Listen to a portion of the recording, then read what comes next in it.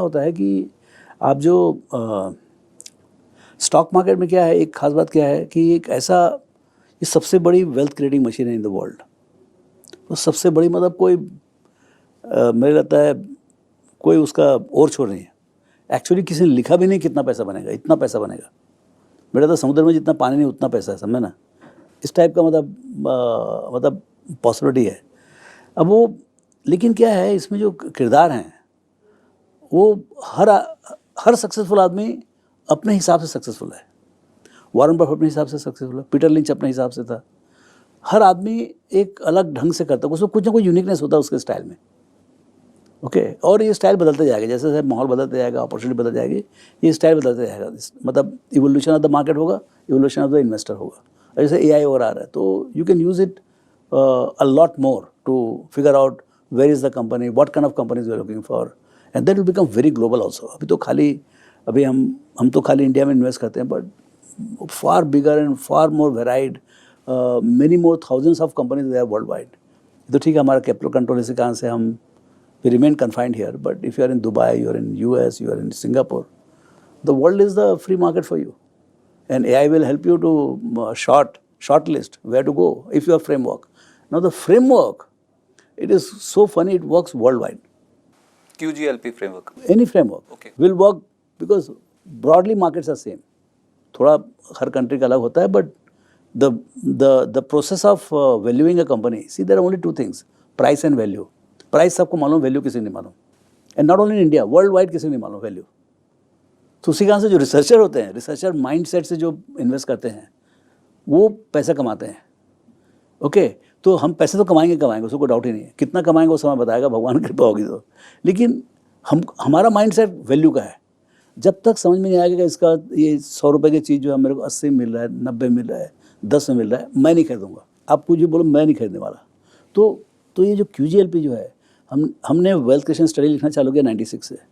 तो जब 20-22 साल हो गए, उसके बाद हमको समझ में आया कि भाई now we reached a situation where we should write our framework कि व्हाट वर्क्स फॉर अस, है ना। And then we wrote QGLP, quality growth longevity at reasonable price.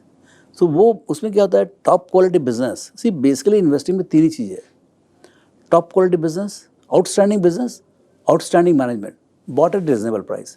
ये ट्रेंगल आप कंप्लीट कर लो, यू आर सॉर्टेड। अब ये लेकिन बोलने का ईजी है लेकिन करने का डिफिकल्ट है। So how do you find top quality business? So there are, that is quality of business. दुनिया में इतने गंदे बिजनेस है, कोई हिसाब ही नहीं। मोस्ट ऑफ द बिजनेस है गंदे बिजनेस, बहुत कम अच्छे बिजनेस है। तो अच्छे बिजनेस क्या होते हैं, जहाँ पर आप 100 रुपये लगाओ, उसके ऊपर 30 रुपये, 40 रुपये, 50 रुपये हर साल कमाते हो, यू नो। तो अच्छे बिजनेस बहुत कम है। ऑर्डिनरी बिजनेस जहाँ 12-15% कमाते हो बहुत हैं, जैसे बैंक्स वगैरह, सब ये सब ऑर्डिनरी बिजनेस है। ओके 12-15% कमाते, और 70-80% business useless businesses, they earn less than 10%। Profit कमाते हैं लेकिन बहुत कम कमाते हैं। तो ऐसे गंदे बिजनेस बहुत हैं, उधर तो आसपास में नहीं जाने का। तो हमारा काम होता है to figure out the companies, the businesses which are good. It is not because of the person who is there, per se business is very good. Okay फिर उसके बाद जो अच्छे बिजनेस में अच्छा बिजनेसमैन मिल जाए आपको, प्रमोटर, अच्छा घोड़ा मिल गया, अभी अच्छा वो क्या बोलते हैं उसको, जॉकी मिल जाए, तो वो जॉकी खोजते हैं किसमें कितना दम है। एक तो पहले कितना ईमानदार है वो, कितना कॉम्पिटेंट है वो, और आग कितनी अंदर है ना। यदि आप हम लोग से मिलते हैं ना 87 में 88 में, मैं भी ये सोच रहा था, ये पूरा फिगर्ड आउट कि भाई ये बंदे जाएंगे आगे करके, समझे ना। तो so you can figure out. जैसे क्लास में भी आप समझो तो मतलब मालूम पड़ता है ये बंदा क्या करेगा। स्पोर्ट्स वाले होते हैं, वो पागल की तरह स्पोर्ट्स ही खेलते हैं। जो बुकिश होते हैं वो सामने बैठ के सब क्वेश्चन आंसर करते रहते हैं टीचर का। बदमाश होते हैं वो पीछे बैठ के आवाज़ करते रहते हैं, है ना। तो ये उस टाइप का ही है। तो आप मैनेजमेंट में सब तरह का मैनेजमेंट मिलेंगे। कई मैनेजमेंट सुस्त हैं, अरे सर हमने ये कर लिया, वो कर लिया, तानते रहते हैं। कई मतलब इतने भूखे होते हैं, कोई हिसाब ही नहीं होता है। मेरा काम है सिर्फ मैनेजमेंट से मिलने का है। सो आउटस्टैंडिंग बिजनेस, आउटस्टैंडिंग मैनेजमेंट। अब ये देखो, ये दोनों समझ में आ गए। हाँ भाई ये बिज़नेस बहुत अच्छा है, इसमें ग्रोथ बहुत अच्छा है, और आउटस्टैंडिंग मैनेजमेंट है। ये बहुत लंबे रेस का घोड़ा है। कंट्री इटसेल्फ इज लंबे रेस का घोड़ा है। मेरे हिसाब से वर्ल्ड मार्केट अपने आप में, विश्व जो ग्लोबल इकोनॉमी वो भी अपने आप में लंबे रेस का घोड़ा है। इंडिया उससे मतलब फास्टेस्ट ग्रोइंग घोड़ा है, और उसके ऊपर फिर जो है ना आप ऐसे जॉकी पकड़ लो और फिर उसका वैल्यूएशन कर लो आप। और L स्टैंड फॉर लॉन्जेविटी, मतलब लंबे रेस का घोड़ा। इतना लंबा प्रोजेक्शन कैसे करेंगे, मतलब कैसे? वो समझ में आता है, वो आदत पड़ गई है, मतलब हम 10 मिनट में निकालेंगे वो। 10 मिनट में 10 साल की प्रोजेक्शन सब कर लेंगे सब, मतलब मोटा मोटी हो जाएगा। फिर उसके बाद सब एनालिस्ट लोग काम करते हैं, लेकिन 10-15 मिनट में हो जाता है कि भाई समझ में आ गया, वी आर इन और आउट। और प्राइस आखिरी? हाँ वही, फिर आखिरी में प्राइस। तो प्राइस तो शुरू से मालूम रहता है ना कि क्या भाव में आप वो मतलब ऑफर है। कोई कंपनी 10,000 करोड़ में मिल रहा है, 5,000 करोड़ में मिल रहा है, 25,000 करोड़ में मिल रहा है, 2-4 लाख करोड़ में मिल रहा है। सो प्राइस तो पहले ही कोटेड रहता है ना। मैं जब कोई मैनेजमेंट को इंटरव्यू करूँ, मेरे को पहले से मालूम होता है कि कितने का बंदा है। और 30,000 करोड़ कंपनी है अभी मेरे को, मतलब मैं मिलता हूँ 30,000 करोड़ कंपनी, 30,000 कंपनी, लेकिन यार अभी 30 मेरे को कहा 10 गुना करने का है, तो मेरे 3 लाख करोड़ करना। इस बंदे में 3 लाख करोड़ बनने का है कि नहीं? What is the probability in my mind, what is the probability that this guy is gonna make it 10x? तो then I think of investing ना। और कई जगह ऐसा लगता है 2-3 हज़ार करोड़ कंपनी, लगता है लंबे रेस का घोड़ा है ये, तो 10-20 लाख करोड़ का बन जाएगा ऐसा। मतलब आप बताओगे 3,000 करोड़ की कंपनी आज है, वो आने वाले समय के लिए 30 लाख करोड़ की कंपनी बन सकती है? नहीं, लेकिन 30,000 करोड़ की कंपनी बन सकती है। तो 10 हम तो देख रहे हैं 3 साल में डबल हो जाए हमारा। मतलब पहला 3 साल में अपने वार जीतना जरूरी है। उसके बाद 3 साल में क्या होता है, आप उस कंपनी को बहुत अच्छे समझ लेते हो, बिकॉज आप अंदर घुस गए। तो हर क्वार्टर में आप बातचीत कर रहे हो, देख रहे हो रिजल्ट आ रहा है नहीं आ रहा है। आप जैसे सोचे थे ऐसा कंपनी चल रहा है कि नहीं चल रहा है। ओके, है ना भाई, आपने जितना एनालिसिस करना था कर लिया, जितना डेटा देख लिया, लेकिन अल्टीमेट तो आपकी कहानी कब चाह होती है? जिस दिन खरीदते हो आप। खरीदने के बाद क्या हुआ? आपका 100 रुपये का 10 रुपये हो गया, या 100 रुपये का 1000 रुपये हो गया। सो इधर ही विल डिसअपॉइंट और he will make you happy, isn't it? थोड़ा मैथमेटिकली भी कुछ ऐसे फाइनेंशियल रेशियोज होते हैं जो हेल्प करते हैं। एक आम निवेशक उनको देखे तो समझ में आ सकता है कि हाँ ये कंपनी में वैल्यू है, हाँ। यहाँ से खरीदी जा सकती है। कुछ ऐसे So रेशियोज हैं जो बता सकते हैं? सबका see the moment companies start in a stable way, start earning more than 20% ROE, return on equity, मतलब ये समझो कि वहाँ पर कुछ ना कुछ अच्छा काम हो रहा है। एंड अनलिवरेज विदाउट मतलब ROC itself is more than 25-30% on a sustained basis. मतलब ये है कि क्या है, इतना कॉम्पिटिटिव है ना इंडिया में पूरा बिजनेसेस, कि आपको कोई आदमी 2 रुपये नहीं छोड़ता एक्स्ट्रा। आप कोई जूस की दुकान खोलो, वहाँ पर भी मतलब थोड़ा बहुत 10-20 लोग चारोगे, दूसरा जूस वाला भी आ जाएगा, इतना कॉम्पिटिटिव है, यू नो। तो यदि आप 20% कमा रहे हो और 4-5 साल से कमा रहे हो और कोई आपको थ्रेटन नहीं कर रहा, मतलब भाई आपके पास ऐसी कोई मशीन है, ऐसा नुस्खा है जिसके कारण से आप कमा रहे हो, तो पहले तो मेरे को वही इंटरेस्ट होता, पहले मैं वहीं से होता भाई ROE क्या है, 40% पैसे था, हाँ भाई आओ बैठो तुम्हारी कहानी सुनते हैं। कहानी तो सुने कम से कम, क्या है फिर कहानी सुना और क्या है। तो ये ROE हो गया। हाँ ROE हो गया, फिर उसका बंदे का कहानी क्या है, बंदे में कितना दम है, बिजनेस में कितना दम है। क्या होता है, मेडिसिन का काम कर रहा है, एक दुकान खोल लिया है, यू नो, एक डिस्पेंसरी खोल लिया है, बहुत पैसे कमा रहा है, लेकिन भैया 1 से 50 डिस्पेंसरी कैसे करेगा? वो डॉक्टर तो एक ही है ना। वो तो आपने क्वालिटी बताया ना। हाँ वही तो क्वालिटी ऑफ बिजनेस हो गया, क्वालिटी ऑफ मैनेजमेंट। तो वो ये दोनों जहाँ से हुआ। पर फिर मेरे को तो सस्ता चाहिए ना, मेरे को ROE भी पता है कि हाँ, बहुत। फिर उसका भाव देखो ना, कोई कारण से कई बार जो है ना भाव सही नहीं रहता है। मतलब अभी बाजार थोड़ा महंगा है, लेकिन जनरली हमारे टाइम में जो है ना, कई बार जैसे आप राजकोट चले जाओ, जयपुर चले जाओ, कहीं कहीं ऐसे हमें भी शेयर मिलते थे पहले। अभी भी शेयर्स तो बहुत हैं, but it is not discovered. और सेक्टर में अच्छा क्या होता है, सेक्टर में बदलाव आने वाला होता है, तो हमारी रीडिंग से हमको लगता है इस सेक्टर में बहुत तूफान होने वाला है। तो लेकिन बाज़ार में उसके लिए उतना वो तूफान जो अभी तक बाज़ार को समझ में नहीं आया है। तो क्या होता है, कंपनीज जो है सस्ती रहती है उस समय। तो PE देखना चाहिए। हाँ, तो PE देखना चाहिए फिर। और PEG, PEG, there are whole lot of ratios, EV to EBITDA, price to sales. यदि कोई कंपनी लॉस करी तो कहाँ से देखोगे आप? तो प्राइस टू सेल्स देखोगे आप। वो मैं आपसे भी पूछूंगा, बहुत सारी ऐसी बातें आपसे वो भी करनी है कि भैया लॉस मेकिंग कंपनियों को कैसे वैल्यू कर देते हैं।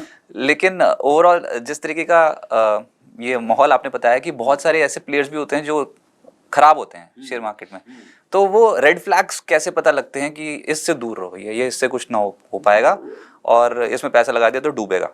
मैं डूबेगा, सी मेरे को डूबने वालों से कोई मतलब नहीं कि 4,000 में से 3,000 डूबने वाले, पैसे तो कमाने वाले सिर्फ 1,000 ही हैं। तो मेरे ये देखना है कि मैं 1,000 में हूँ, मैं 3,000 में नहीं हूँ। मैं तो चाहता हूँ पूरे 3,000 भी इधर ही आ जाए, लेकिन वो तो लॉ ऑफ स्टैटिस्टिक्स है ना, 20-80 प्रिंसिपल है। 20% make money, 80% lose money. Okay sir, फिर अगर ये मैं ऐसे आपसे पूछूं कि कौन सी ऐसा सेक्टर या कौन सी ऐसी कंपनी थी जिसपे बहुत बड़ा दाव लगाया था आपने और जिसने एकदम से फॉर्च्यून बना दिए थे? सी दांव तो क्या होता है, तुम्हारे पास जेब में कितने पैसे उसके हिसाब से ना। मैंने 2-3 नाम पढ़े हैं ना। हाँ नहीं, जैसे भारतीय की बात कर रहे हैं आप। हाँ। हाँ तो भारतीय उस समय सी 2003 में हमारे पैसे कितने थे, हमारे 25-30 करोड़ रुपए थे। नहीं, सबसे पहले तो हमको सबसे बड़ा मल्टीबैगर हुआ इसमें, क्या नाम है, वैश्य बैंक था 91 में। तो हमारे पैसे नहीं थे, बहुत कम पैसे थे, तो हमने कुछ 2,500 शेयर खरीद लिए। 2,500 शेयर 20-25 रुपये के भाव से, तो कितना 5-7-10 लाख रुपया बहुत हो गया उतना तो। और उस समय कंसल्टेंट इन्वेस्टिंग की कहानी नहीं थी, कोई भी नया कंपनी का आया तो 4-5 लाख रुपये का शेयर खरीद लो, इस टाइप का खरीद लिए। देखते तो 2 साल के अंदर इसका 2-2.5 साल के अंदर इसका भाव जो है ना 20-22 रुपये से 2,500 रुपये का भाव हो गया। तब समझ में आ गया भाई यहाँ पैसे तो बनते हैं। स्टॉक बताना कौन सा था? वैश्य bank. Karur Vysya? No, not Vysya bank, Karur Vysya अलग है। वैश्य बैंक जो बाद में मर्ज हो गया कोई दूसरे, उसको फुल लाइसेंस मिला, फिर उसके बाद it got merge with one of the banks, वो उसकी कहानी है। और भारतीय एयरटेल की क्या कहानी? भारतीय एयरटेल तो मतलब बहुत देख दुख के किए थे, मतलब वो तो तीर तुक्के वाली बात थी, क्या नाम है, वहाँ पैसे बन। ये तो बराबर हमने पुस्तक पढ़ी और हमको अंदाज़ था कि यहाँ बहुत बड़ा कहानी बनने वाला है, और उसके हिसाब से 2003 में हमने खरीदे थे। तो उसमें क्या किया हमने, उसमें खरीदा हमने 1.25 लाख शेयर, 25 रुपये में खरीदा मैं। सब के सब बोले भाई रामदेव तेरे जैसा शेयर है नहीं, बेच दिया उसको उठा करके। तो ऐसा करते करते करते हमने 30 रुपये तक, मतलब बहुत फास्ट बढ़ा था वो, तो 24 से 30 तक हमने 1 लाख शेयर बेच दिया, बचे 25 है, मतलब इतना तो प्रॉफिट है, मैं चुप बैठा रहूँगा। फिर उसके बाद मैं देखा यार ये भाई लोग किसी को समझ में नहीं आ रहा है जो बोल रहे हैं मेरे करके। तो 32-35 रुपये में जो है ना, I bought 10x, 10 lakh share खरीदा। फिर भाव हो गया 90, 2-3 महीने के अंदर तो 90 का भाव हो गया। आप देखो चार्ट, ओके 90 का भाव हो गया, तो मेरा एनालिस्ट छोड़ के चला गया कहीं और। कौन से साल की बात बता रहे? दिस इज 2003-4 हम टक 2003 जनवरी, वहाँ चालू हुआ कहानी अभी तो। सर आपको अब 23 जनवरी मैं बोलता हूँ आपको। हाँ, यही तो विजन की बात होती है ना कि 2003 में भारतीय एयरटेल, और उसके बाद फिर ये सब कुछ रेवोल्यूशन आ जाएगा, डेटा आ जाएगा इंडिया में। तो ये पढ़ाई करनी पड़ती है ना, आप पुस्तकें पढ़नी पड़ेंगे। You can see the you can not see the future, but you can feel about what's coming ahead. See where the values are going to migrate. पहले अपने कैसे खेती होती थी, वो हल चलाते थे, उसके बाद टिलर्स आए, उसके बाद ट्रैक्टर्स आए। तो ये तो अपने सामने हो रहा है ना। वायर्ड फ़ोन था, फिर वायरलेस फ़ोन आया, फिर अभी डिजिटल फ़ोन आ रहा है, और ये भाई साहब स्पेस वाले बोल रहे हैं कि आपको सेट फ़ोन देंगे वो। तो ये तो दिख रहा है ना आपको। नहीं, पर ये क्वेश्चन बाद में था, ये पहले पूछ लेता हूँ। हाँ। SpaceX, एलन मस्क की कंपनी, किस तरीके से वैल्यू हुई है, क्या फंडामेंटल जस्टिफाइड हैं? और यही तो होता है स्टॉक मार्केट में एक यूफोरिया। मैं अभी ये जो भी इंग्लिश एंकर्स और इंग्लिश चैनल्स होते हैं वो सुन रहा था जब उसकी लिस्टिंग हो रही थी। $135 पे SpaceX को इशू प्राइस था, 150 पे लिस्टिंग हुई, 160 की क्लोजिंग थी उस दिन। उसके बाद अगले दिन भागना शुरू हो गया, $200 तक हो गया। तो क्या फंडामेंटल्स हुए, कोई जस्टिफिकेशन है? लॉस मेकिंग कंपनी है, लेकिन वो सपने दिखाए जा रहे हैं मार्स के, और वैल्यूएशन भी मार्स पे पहुंचा दी। तो कैसे होता है? तो उसकी कहानी है यार। सी बाजार में क्या है, नहीं समझ में आता कुछ करने का नहीं। बफेट साहब ने एक सबसे बढ़िया चीज़ सिखाया, they do what they understand. हर आदमी का अंडरस्टैंडिंग लिमिटेड है। मैं आपको कॉम्प्लेक्स कोई मैथमेटिक्स का बताऊँ या बायोलॉजी का बताऊँ या एस्ट्रोनॉमी का बताऊँ, आपको नहीं समझ में आएगा, है ना। तो मैं तो अपनी समझ से इन्वेस्ट करूँगा ना। इन्वेस्टिंग प्रोसेस तो सिंपल है, QGLP है हमारे लिए। लेकिन यदि आपको ना तो अर्निंग समझ में आ रहा है, ना सेल समझ में आ रहा है, ना वैल्यूएशन समझ में आ रहा है, तो भाई गुरुदेव माफ़ करो, लेट इट पास, किसी और को मजा करने दो। तो हमारे लिए तो वैसे है, इट्स आउट ऑफ सिलेबस है। AI स्टॉक्स में आप इन्वेस्ट करोगे या करते हो? नहीं समझ है ना अभी तक। जिस दिन समझ में आ जाएगा मैं करूँ। मेरे को आई एम फियरलेस, मेरे को कुछ अंतर नहीं पड़ा। जिस दिन मेरे खोपड़ी में बैठ गया कि ये चीज़ सस्ता है, मैं खरीदूंगा। सस्ते तो कहाँ है सर, आर्टिफिशियल इंटेलिजेंस बबल बन रहा है। नहीं समझ में आ रहा ना, नहीं समझ, मैं क्यों करूँगा खर्चा। मैं बैंक खरीदूंगा, मैं NBFC खरीदूंगा, मैं एसेट मैनेजमेंट कंपनी खरीदूंगा, जो समझ में आता मैं खरीदूंगा। तो ये बोला जाता है कि भारत के पास AI नहीं है, हमारे IT स्टॉक से पिटाई हो रही है।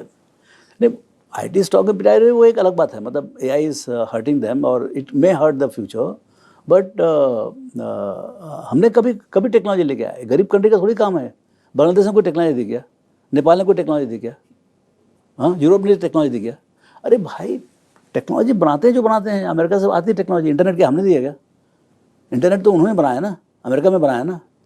तो वी हैव कंप्यूटर्स उन्होंने बनाए हैं, लैपटॉप, डेस्कटॉप, इंटरनेट, सब कुछ उन्होंने बनाया है।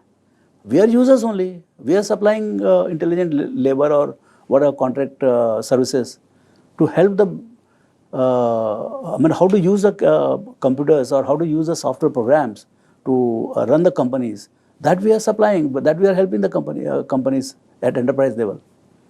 And that is what is IT services, na?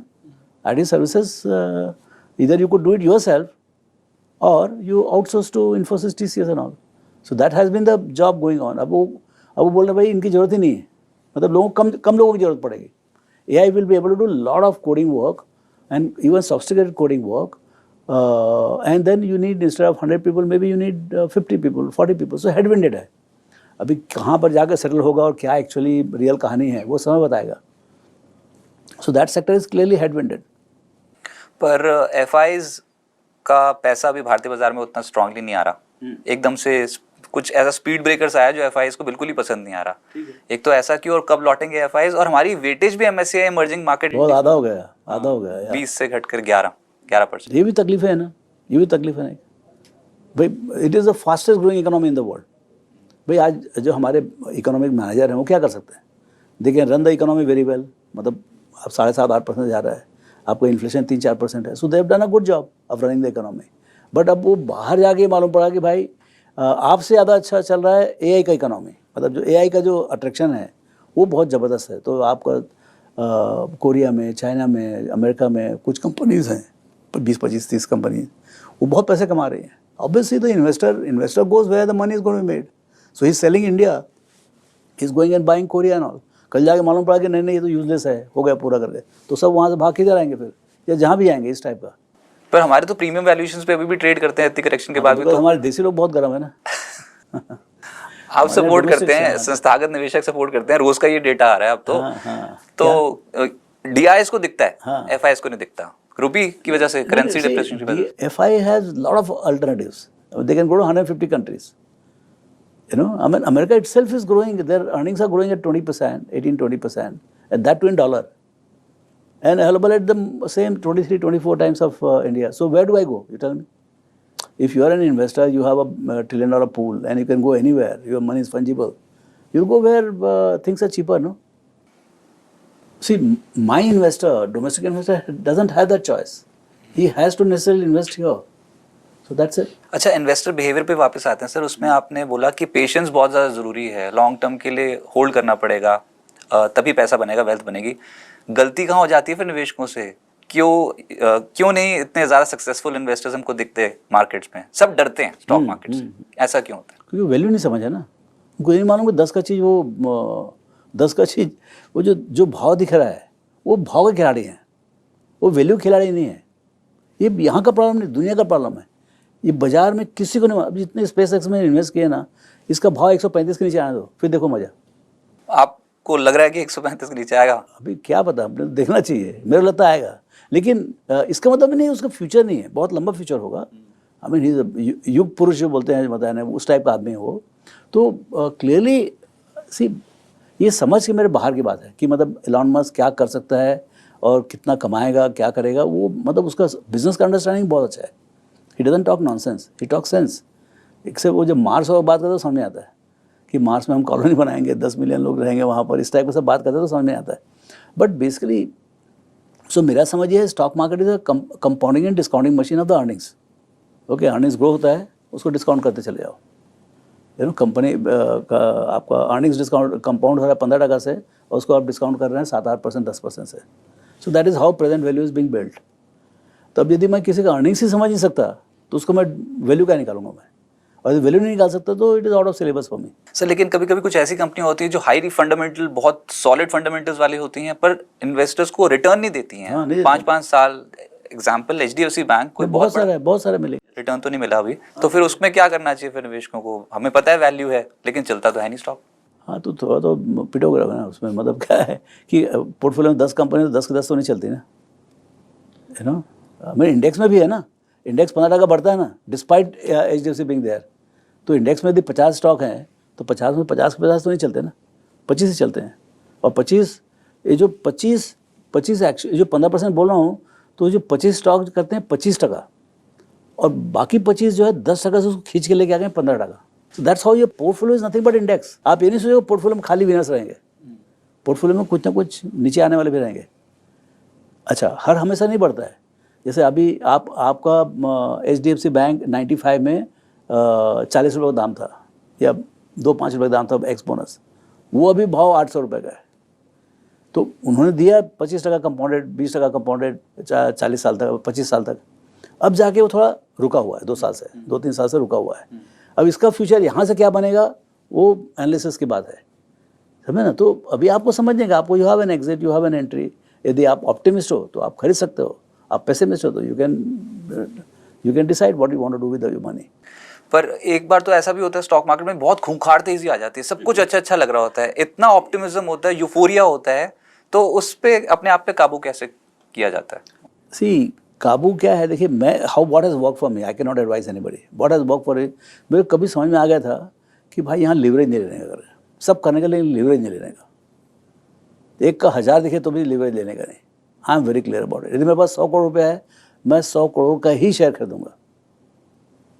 मेरे को मालूम है ये शेयर जो है ना कभी 1/3 भी हो सकता है, 50% भी जा सकता है, लेकिन ठीक है 100 करोड़ में खरीदें, 30 करोड़ का हो जाएगा, और क्या हो जाएगा, जान थोड़ी ले लोगे आप, 30 करोड़ में तो बिकेगा ना, यू नो। तो I have that what you call conviction कि ये 30 हो सकता है, 3 बार हुआ भी है। अच्छा, हाँ, लेकिन खास बात क्या है, 1 साल के अंदर वापस 100 का भाव हो जाता है। 2092 में हमारा 30 का 10 हुआ, 2 साल के अंदर उसका भाव वापस 30 हो गया। 2000 Y2K का जब कोलैप्स हुआ तो 100 वाला 30 हुआ, उसमें थोड़ा टाइम लगा, 2-3 साल लगा, फिर वापस 100 हुआ। 2008 में 550 वाला 200 हुआ, वो लेकिन 1 साल के अंदर वापस आ गया। अभी कोविड में ऐसा हुआ, कोविड में 1800 वाला 1100 हुआ, 1100 वाला वापस 1800 1 साल के अंदर हो गया। तो ये क्या है, 1 साल का तकलीफ लेने की मेरी बहुत हिम्मत है। एक तो आई कैन सी 50, 60, 70, अब तो क्या है मेरे पास इतने पैसे होगा कि 90% भी करेक्शन हुआ तो मेरे क्या अंतर पड़ता है, मेरे क्या अंतर पड़ता है बताओ। नहीं आपको नहीं फर्क पड़ेगा, हाँ, लेकिन मैं बता, see this is how I think, I am not suggesting anybody to think like that, this is what works for me. I am वो क्या टफंड हूँ मैं, मतलब मोटी चमड़ी हो गई, बहुत मोटी चमड़ी हो गई फॉर द डाउन साइड। अच्छा, जहाँ से आपने डाउन साइड का फेयर खत्म कर, देखिए ईरान और इसमें वाक में क्या हुआ, ईरान बोला कि भाई तुमको जितना बम फेंकना फेंको, मेरे को कुछ अंतर ही नहीं पड़ता है, तो सामने वाला थक गया ना। ऐसे ही है, तो आप बाजार आपको डराएगा रोज आके, 1% नीचे, 2% नीचे, तू आना भाई, हमारा तो पार्टी चालू रहेगा। See if you are not scared of the market, and I am not scared of the market because I know what I have bought is worth the price I have paid. I have not bought hope, I have bought earnings. 12 का earning, 12 का PM खरीदा, 15 का PM खरीदा, 15-20% growth है, 25% growth है, quality है। मतलब कब तक नहीं चलेगा वो, 2 साल नहीं चलेगा, 5 साल नहीं चलेगा, लेकिन चलेगा तो जोर से चलेगा। तो ऐसा जोरदार फिर अब अगला वेव कहाँ पर आएगा, कौन सी थीम्स आपको लग रहा है कि इंडिया में आउट परफॉर्म करेंगे? नहीं सब अभी तो AI शेयर आ रहा है, मतलब now it will further accelerate the economic growth, but 8%, 7.5% growth for this size of economy is very big. कहीं कहीं आपको मिलेगा बहुत तूफान होते हुए, जैसे कैपिटल मार्केट में बहुत तूफान हुआ है, अभी भी चालू है, you know. So capital market है आपका, टेक्नोलॉजी में बहुत सारे आएंगे, अभी जो अनलिस्टेड होंगे काफ़ी, बट कई कंपनीज जो लिस्टेड हैं टेक्नोलॉजी स्पेस और में, I don't have that much knowledge, but you will find spaces where it will grow very rapidly. तो सर अब आ गए हैं हम इस शो के आखिरी पड़ाव पे, और ये होने वाला है रैपिड फायर, बहुत ही एक्साइटिंग रहने वाला है। इसमें आप एक शब्द में भी जवाब दे सकते हैं और एक लाइन में भी। तो पहला सवाल ये है कि एक ऐसा स्टॉक जो आप समझते हैं कि यार कभी ना बेचा होता तो बहुत बढ़िया होता। HDFC बैंक बेच दिया? हाँ, तभी बेच दिया ना। मैं 30 से 40 में खरीदा, 38-40 रुपये में खरीदा, 5 लाख शेयर खरीदा। I was that convinced. 5 lakh share मेरे लिए बहुत बड़ी चीज़ थी 95-96 में जब लिस्ट हुआ, तो उसको हमने बेच दिया 54 रुपये में। एक ऐसे बेच दिया, किसी ने बोला, एक स्टाफ ने, हमने बेच दिया। उसको खबर सही था, हमारा इंटरप्रिटेशन गलत था। तो वो शेयर जो है ना, मतलब इधर जस्ट बैठ रहा था मैं, तो it would have given different kind of conviction and it would have change me and I would have made lot of money. So वो कई चीज़ें जो है ना वो याद रह जाती हैं कि ऐसा गलती हुआ करके। सर एक ऐसी मेट्रिक जो आप कभी इग्नोर करते ही नहीं हो जब आप बिजनेस को इवैल्यूएट करते हो तो? Profit and profitability. There is a difference between profit and profitability. हाँ, प्रॉफिट तो एब्सोल्यूट नंबर है ना। आप 1 लाख करोड़ लगा के 1000 करोड़ कमा सकते हो, और 1000 करोड़ लगा के 1 लाख करोड़ कमा सकते हो, तो दैट इज द प्रॉफिटेबिलिटी ना। आपने धंधे में कितना पैसा लगाया हाँ। और उसके ऊपर कितना पैसा बना रहे हो, हाँ, दैट इज ये प्रॉफिटेबिलिटी है। हाँ, आप 100 करोड़ लगा के 100 करोड़ कमा रहे हो, या 1000 करोड़ लगा के 100 करोड़ कमा रहे हो, कमा तो दोनों 100 करोड़ रहे हैं। एक ने 1000 करोड़ लगाया, एक ने खाली 100 करोड़ लगाया, तो 100 करोड़ वाले का मतलब हर साल डबल हो रहा है पैसा। है ऐसी कंपनियां? अरे क्यों, नेस्ले है, ये सब जितने कंज्यूमर कंपनीज है, पीएनजी, नेस्ले, लीवर, ये सब 100% ही कमाते हैं। इनके पैसा लगाते नहीं है, बिना पैसे लगाए पैसे कमाते हैं। फिर महंगे मिलते होंगे फिर तो वैसे का महंगे होते हैं ना, फिर वैसे रहेंगे महंगे हो। सर अभी की करंट मार्केट्स को आप एक वर्ड में अगर डिस्क्राइब करना हो तो कैसे डिस्क्राइब करोगे? एक वर्ड में डिस्क्राइब करना है, बहुत इन्फ्लुएंस हो रहा है मार्केट पे। हाँ। कभी कुछ कभी अमेरिका की तरफ से खबर आ जाती है, उस रूप पे उठ के हम डोनाल्ड मार्केट ट्रम्प इज की खबर देखते हैं। Consolidating. Market right now is consolidating of various forces, you know, जो 4-5 साल चला था पोस्ट कोविड, 12,000 वाला जो 25,000 हुआ, वहाँ से आपका मतलब SIP का जो तूफान चालू है, तो वो एक फोर्स, पॉजिटिव फोर्स हो गया, नेगेटिव फोर्स हो गया, FI इज सेलिंग। सो ये जो टसल चल रहा है, economy is doing very well, तो एक वो टसल है अभी। अब FI का क्या मूड है, कैसे बनता है मूड, वो एक अपने आप में बहुत डोमिनेंट फैक्टर है। सर एक ऐसी हैबिट आपकी जिसमें आपकी सक्सेस में बहुत स्ट्रांगली कंट्रीब्यूट किया, ऐसी कौन सी हैबिट है? Reading habits. आप पढ़ते हो? मैं दूसरा कुछ करता ही नहीं, मेरा काम ही नहीं है। मेरा half the time it goes in reading papers and books. उससे तो आइडिया आते हैं ना मेरे को, मेरे किसी को सुन के मेरा आइडिया समझ में नहीं आता है। Annual reports. एनुअल रिपोर्ट्स, पहले तो मेरा हॉबी था एनुअल रिपोर्ट कलेक्ट करने का। 80s में, मतलब it's nuts, I don't know from where I got it. 200-250 company के बैलेंस शीट रखता था मैं। When I went for the first job as analyst, I went with 250 balance sheets. आपको number से प्यार है, आप CEO इसलिए? हो सकता है sir, but that is how it is. अच्छा फिर नंबर से प्यार है, आप CEO इसलिए? हो सकता है sir, but that is how it is. अच्छा फिर एक ऐसी बुक जो हर इन्वेस्टर को पढ़नी चाहिए स्टॉक मार्केट में? ऐसे तो बफेट के लेटर्स हैं, वॉरेन बफेट के लेटर्स, बट वो बहुत लंबा कहानी है। You can read snowball, his biography, that has work for me. मतलब दूसरों को क्या बोलूँ मैं, मतलब I learn from him. And common stock uncommon profits, ये तो एकदम मस्ट है, सबको पढ़ना चाहिए। जो भी स्टॉक मार्केट में आता है पहले उसको ये पुस्तक पढ़ना चाहिए, और एक बार नहीं 10-20 बार पढ़ना चाहिए। जितने बार पढ़ोगे उतना समझ में आएगा। आप वॉरेन बफेट से बहुत ज्यादा इन्फ्लुएंस होना sir. This is not Warren Buffett stuff, this is Peter lynch. नहीं वैसे आप वॉरेन बफेट से बहुत यस, बहुत इन्फ्लुएंस, बहुत कुछ सीखे उनसे। मुलाकात हुई है आपकी? हम हर साल जाते हैं ना वहाँ 25-27 साल से, तो क्या उस मुलाकात, मतलब हाथ पैर, मतलब हमने हैंडशेक किया है, लेकिन I have met him, he is not met me. अच्छा